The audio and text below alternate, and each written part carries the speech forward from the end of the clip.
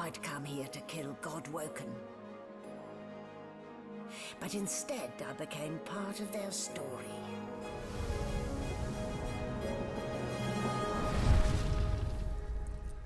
Recently, my friend and I have gotten back into playing Divinity Original Sin 2. Divinity is easily one of my top 5 games of all time. Developed by Larian Studios, Divinity harkens back to old-school tabletop RPGs like Dungeons & Dragons.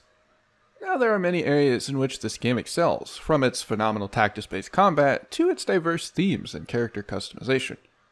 Most importantly, the gameplay and RPG elements were further streamlined by Larian Studios to help make their game, and possibly others like it, more broadly appealing. However, for today's video, I wanted to discuss the 2 areas in which I think Divinity excels at the most: its world building / storytelling, and its multiplayer. With Baldur's Gate 3 now out in early access, I figured this would be the perfect opportunity to take a look at the game that put Larian Studios in the limelight to handle such a beloved franchise.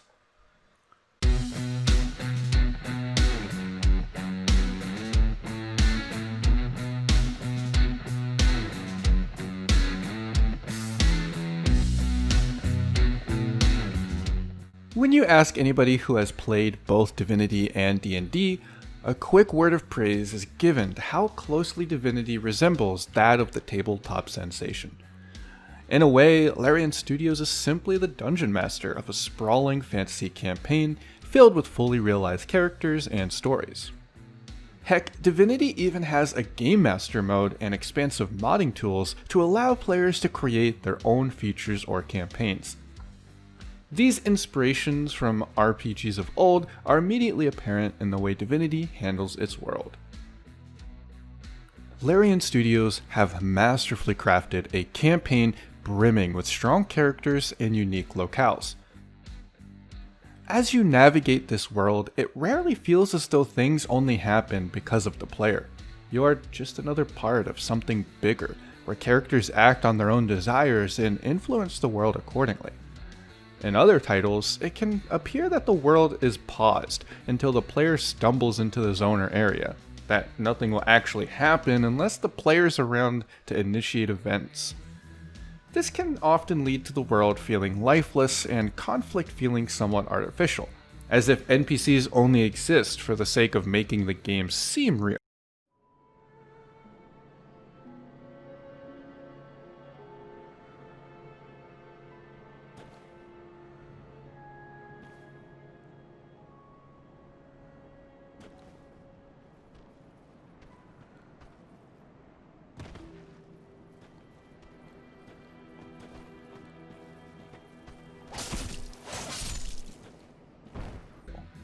For Divinity though, the player is not the only driving force in conflicts, making the player sometimes react to the decisions of others.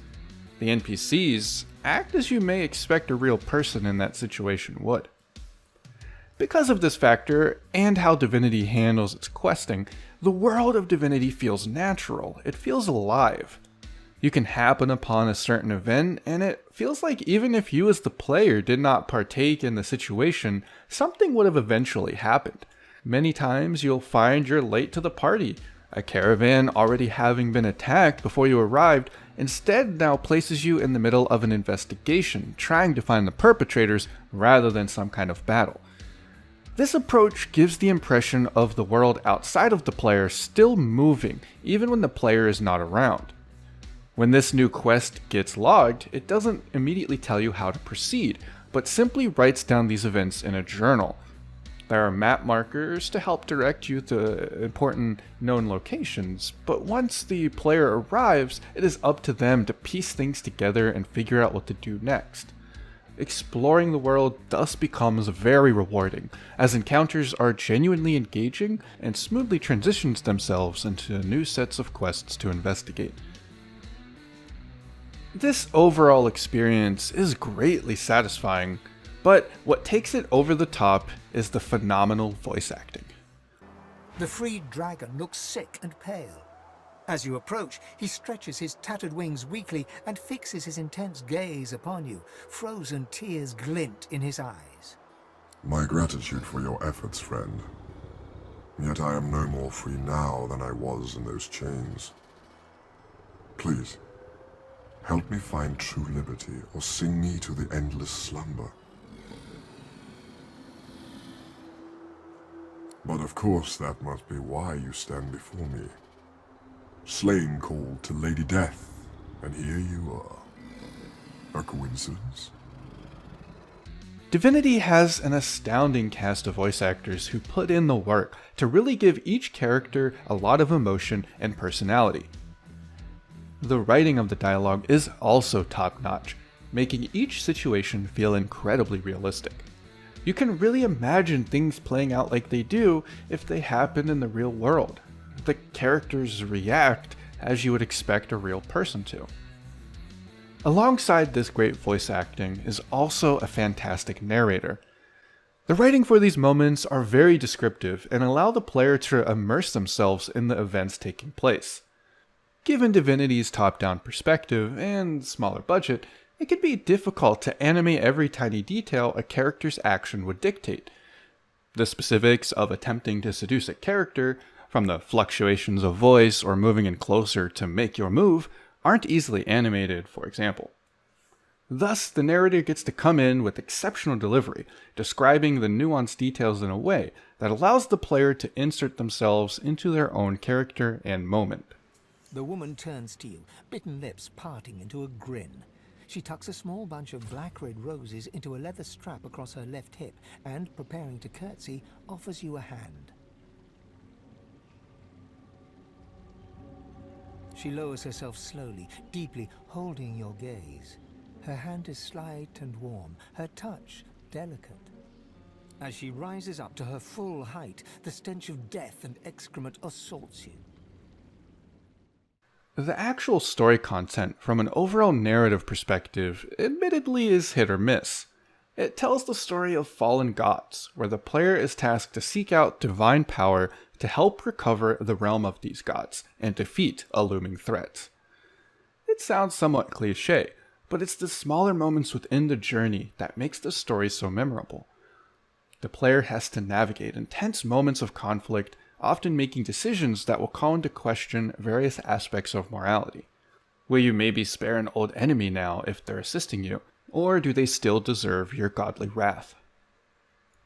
The culmination of these types of moments creates an incredibly immersive experience that will resonate even if the overall narrative doesn't suit your tastes. Now, I can certainly see why some of these narrative elements may not sell you on the game just yet, but the true beauty is when we combine them with our next major area, the multiplayer.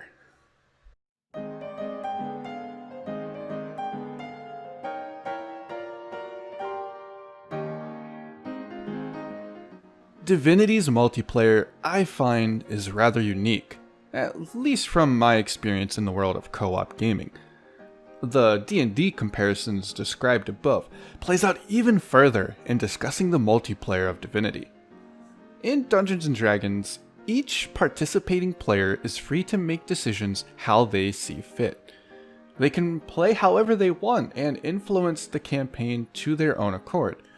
Now, hopefully your group doesn't actively grief or sabotage the campaign, but if it's within reason, and the Dungeon Master's transgressions, anything is possible. This is also true of Divinity. Players have complete freedom to make decisions and influence the narrative. There are, of course, some limitations, as we don't necessarily have the full freedom of the imagination as you would in real Dungeons & Dragons. But aside from wanting to poke a character's face to annoy them, you're free to influence the story within these confines. You can even take on multiple quests at once, if each player is strong enough to manage the battles. This is highly unlikely, as most encounters are balanced around a full party, but still possible nonetheless. A great moment showcasing this freedom is in one encounter in which the party gets split up and separated into unique sections of a large cave. This forces each player to sneak their way through tough enemies in order to reunite with the party. After succeeding in this reuniting, the party can now return to each section of the cave to obliterate their enemies and gather any missed loot.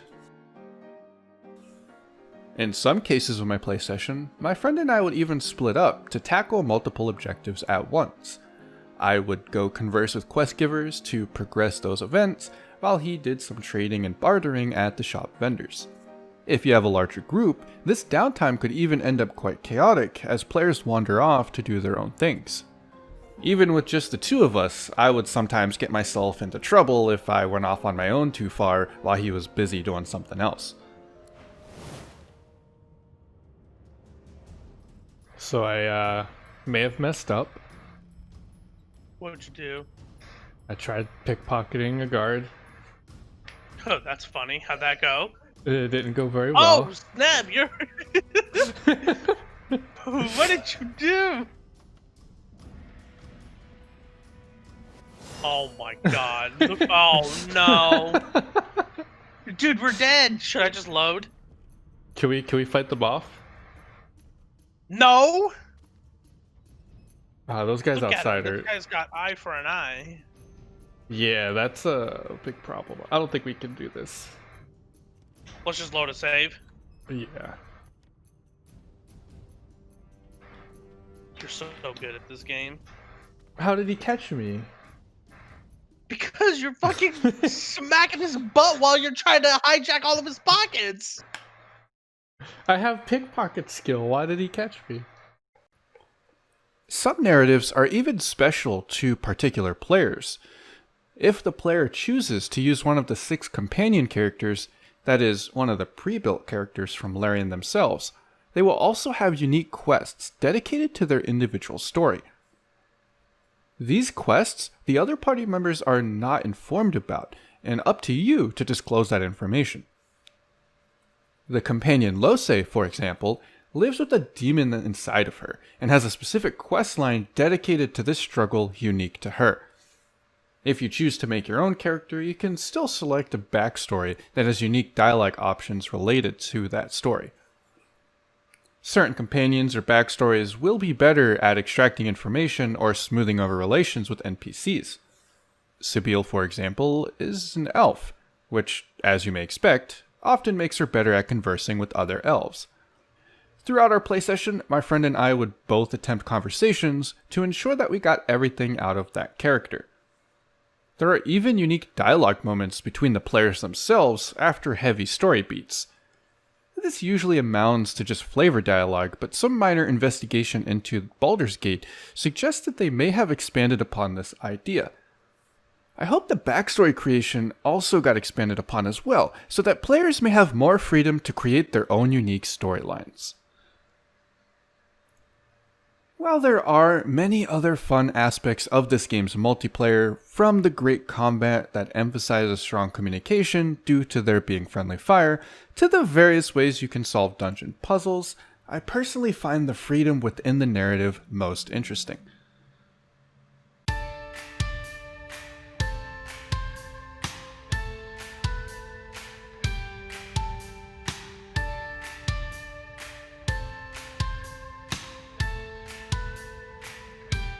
This unique aspect of freedom present in both the multiplayer and narrative truly make this game a pleasure to experience. This take on multiplayer specifically is not something often seen in other games. Usually co-op simply extends to exploring a map with a group of friends or going along for a ride on a linear narrative together. Rarely do you see this kind of freedom extended to all participating players. If the game does have an emphasis on narrative decision making, only the host player makes game altering decisions. I would like to see this kind of multiplayer narrative enacted in future games. Larian themselves are currently making waves by working on the acclaimed Baldur's Gate franchise, which will certainly feature similar multiplayer elements. I hope this encourages these ideas further beyond the tabletop genre. Imagine playing through The Witcher 3 with a friend, one as Geralt and the other as maybe Ciri or Yennefer, and both of you can interact with characters to influence the narrative in unique ways. If Yennefer interacts with an NPC and they know she's a mage, maybe they could end up being more hostile towards her rather than someone like Geralt, making both players have to consider who does the conversing. Or perhaps consider multiplayer in Cyberpunk 2077. You and a group of friends could roleplay as a cyber terrorist group, each with your own unique specializations and freedom to take on the opposition how you see fit. This could lead to a fun debate over how to tackle a big heist, or some rogue player just deciding to enact his own plan while the rest of the group is busy debating. This freedom throughout a narrative would lead to a lot of unexpected consequences depending on the individual decisions and how well executed certain tasks were. I see beauty in this kind of chaos that I think could lead to some incredibly satisfying gaming experiences. These are just a couple of quick examples of the possibilities if these design principles were expanded into other genres. Admittedly, these are quite ambitious, but I still believe that if developers were to embrace these ideas and work on them in their own ways, we could see a revolution in the future of cooperative gaming.